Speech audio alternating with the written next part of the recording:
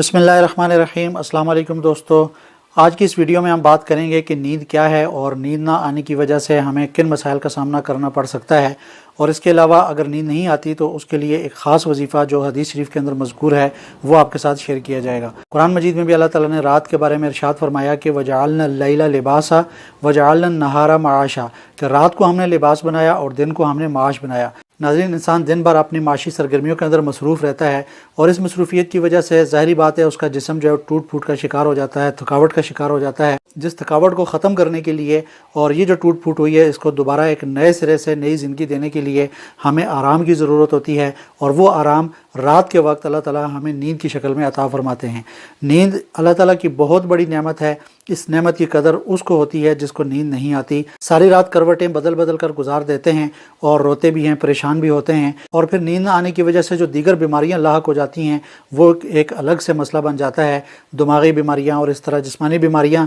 दीगर बीमारियों का इंसान शिकार हो जाता है। तो नींद की वजह से इंसान उन बीमारियों से महफूज रहता है और इंसान के बदन को, उसके दिल दिमाग को एक नई सेहत मिल जाती है और एक नई ज़िंदगी मिल जाती है, जिसकी वजह से फिर वो अपनी आने वाले कल की माशी सरगर्मियों के अंदर दोबारा से नए सिरे से मसरूफ़ हो जाता है। गोया कि जो जब सुबह उठता है तो उसकी कैफियत बिल्कुल ऐसे ही होती है जैसे मरने के बाद इंसान दोबारा ज़िंदा हो जाता है, उसको एक नई ज़िंदगी मिल जाती है। इसीलिए उठते वक्त हदीस शरीफ के अंदर ये दुआ भी मज़कूर है कि इंसान जो है जब उठे तो वो ये पढ़ ले, अल्हम्दुलिल्लाहिल्लज़ी अहयाना बादमा अमातना व इलैहिन नुशूर, कि जब जो है अहयाना बादमा अमातना, के मरने के बाद अल्लाह का शुक्र है कि उसने मुझे एक नई ज़िंदगी जो है वो अता फरमा दी है। अगर आपको भी नींद नहीं आती और नींद की कमी के शिकार हैं, या गहरी नींद नहीं आती, अच्छी नींद नहीं आती, या सो जाते हैं और सोने के बाद फिर रात को आँख खुल जाती है और फिर उसके बाद फिर नींद नहीं आती, तो एक दुआ है जो इस दुआ के एहतमाम से इंशाअल्लाह ताला पुरसकून नींद अल्लाह ताला नसीब फरमा देंगे। तो तिबरानी में ये दुआ मज़कूर है, तफसीर इब्न कसीर ने इसको नकल किया है। तिबरानी में